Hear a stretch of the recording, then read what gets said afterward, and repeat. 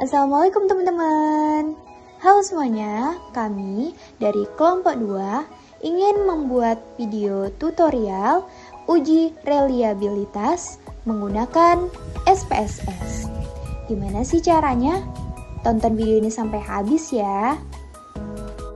Nah teman-teman, sebelum itu kita ketahui dulu yuk, apa sih pengertian dari kuesioner? Kuesioner sendiri adalah dasar pengambilan hasil uji reliabilitas. Nah, pengertiannya adalah alat atau instrumen penelitian yang berisi daftar pertanyaan tertulis yang digunakan untuk mengumpulkan data dari responden. Biasanya digunakan dalam penelitian kuantitatif untuk mengetahui sikap, pendapat, persepsi, atau karakteristik tertentu dari sekelompok orang. Nah, uji reliabilitas sendiri bertujuan untuk melihat apakah kuesioner memiliki konsistensi jika pengukuran dilakukan dengan kuesioner tersebut dan dilakukan secara berulang. Dasar pengambilan uji reliabilitas sendiri yaitu Cronbach-Alpha.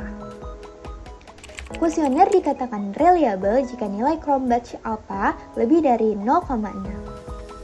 Teman-teman, sebelum kita melakukan uji reliabilitas, kita harus menentukan item-item pernyataan yang valid maupun tidak valid. Item dikatakan valid jika nilai R hitung lebih besar daripada R tabel. Teman-teman, adapun jumlah responden dari data yang kami miliki berjumlah 50. Kita harus mencocokkannya dengan R tabel. Berapa sih R tabel dari jumlah responden 50? Kita harus melihat. Signifikansi 5% pada jumlah responden 50 yaitu 0,279.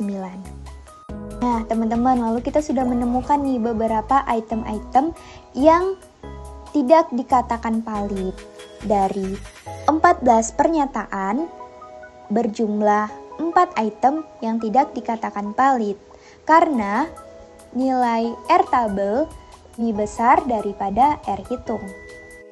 Nah teman-teman, setelah kita mengetahui mana saja item yang valid dan mana saja item yang tidak valid, langkah selanjutnya kita akan melakukan uji reliabilitas. Dengan mengklik analis pada SPSS, lalu mengklik scale reliability analysis, muncullah kotak-kotak seperti ini.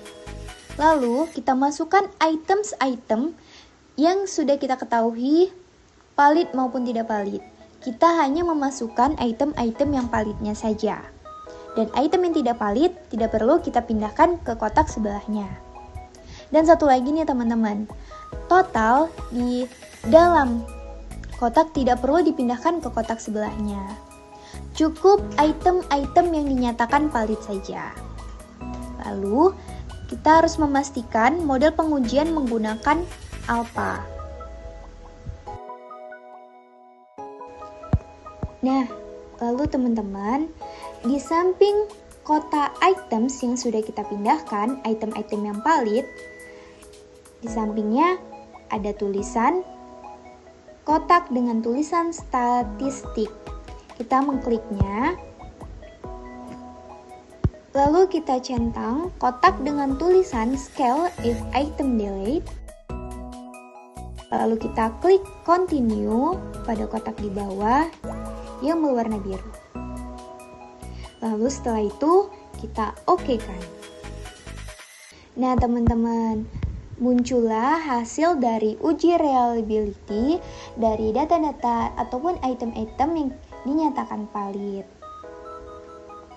Kita bisa melihat bahwa ada 10 item yang dikatakan valid dengan nilai Cronbach-Alpha 0,851 yang artinya nilainya lebih besar dari 0,6. Dan ini bisa dikatakan sebagai pernyataan-pernyataan yang valid. kuesioner sendiri dikatakan reliable jika nilai Cronbach alpha lebih besar daripada 0,6. Nah teman-teman, itu tadi tutorial dari kelompok kami, semoga bermanfaat bagi kita semua.